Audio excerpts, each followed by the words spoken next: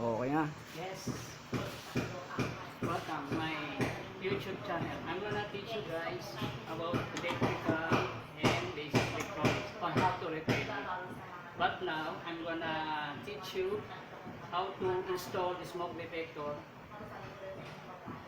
from here to unit. So, English Tagalog tayo guys. Okay? Ito na. I'm gonna install the wiring from rooftop, fifth floor.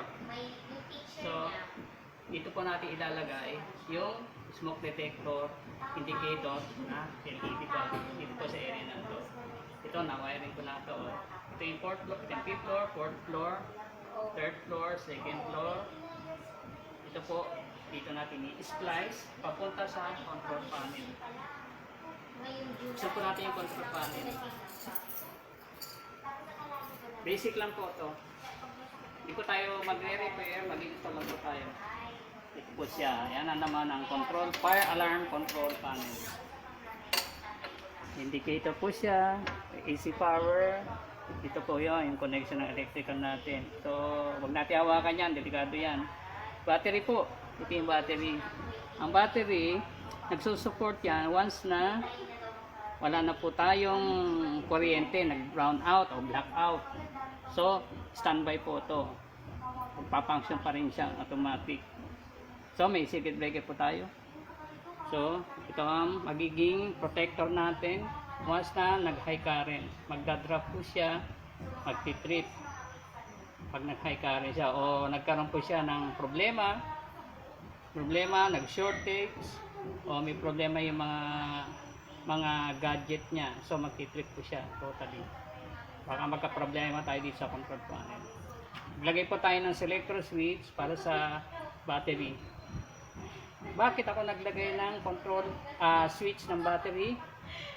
Kasi minsan, once na pinabayaan natin naka-charge, laging naka-charge ang battery, masisira po ito. So, gumawa tayo ng selector switch. So, pag in-off po natin to, ang tendency po nito, mag-fault alarm. Fault po yan. Ito, fault. Ayan po. Kino-consider niya walang battery. So, function ng electrical natin to. Ng source ng power ng electrical. So, kung i-on po natin to, yung fault na yan, papasok sa battery. Wait lang po tayo. Ayun. Kino-consider niya, nakita niya yung battery. So, standby po siya at protection na po yung battery natin para ma-dispose o mailagay na natin sa basurahan. So, ang point natin dito sa switch na to, protection po sa battery na hindi po siya continuous na charge. Kasi kung every time na continuous natin, charge siya, masisira yun po yung plate sa loob. Yung component niya sa loob. So, may switch po tayo. Close na po natin to close na po natin. So, ganito po ang purpose niya. Ito po yung control. Pumasok na po yun sa common area namin. 5th floor. Ito yung 5th floor. Ito po yung ground floor, 2nd floor, 3rd floor, 4th floor, 5th floor. Ito pong zone na 6, 7, 8, gagamitin po natin yan sa unit, loob ng unit. For example, sa 5th floor, papasok po natin ang smoke detector sa 507. Kasi, kinoconsider po natin at priority po natin yung may mga establishment, kagaya ng office. 507, 505, 506, 504. So, kinoconsider po natin kasi may office po ron. So, para comply po ng fire alarm. Bureau of Fire Protection. Dito sa Zone 7, gagamitin ko po yun sa 4th floor. So, may establishment din po tayong commercial doon, mga office. Ito, gagawin natin sa 3rd floor, ito Zone 8. Sa 2nd floor naman po, may mga spare tayo rito. Gagawa tayo ng indicator na zone. Pwede tayo gumawa rito. Kasi ito po, gamitin ko 5th floor, 4th floor, 3rd floor, 2nd floor. Ito po, meron pa tayong spare. Dito sa mga spare na kukulangin po sa connection natin sa control fire. Sarado na po natin.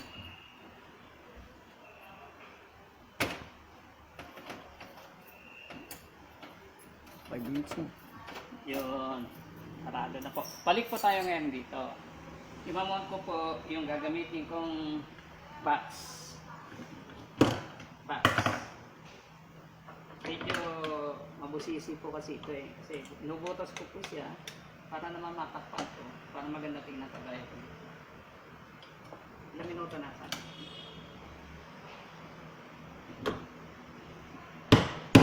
Oh, naingay. Ingay. Kailangan po natin siyang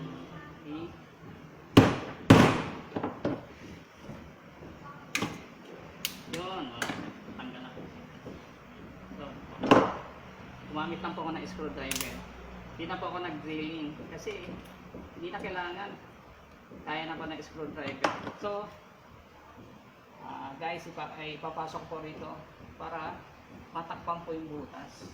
So, medyo ma-clean siya. So, gamitin natin screw. Screw. Port lock po ito, port lock. Screw.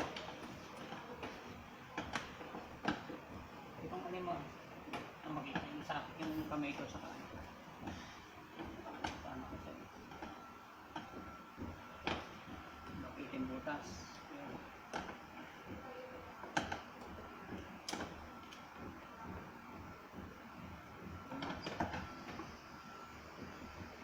Yun. Ito ko na. Screen ko na guys. So, ito na po.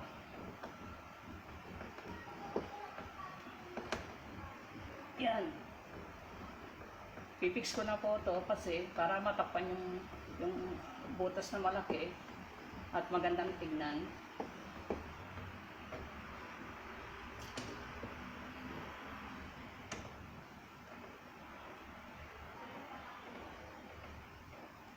Para malinis tignan.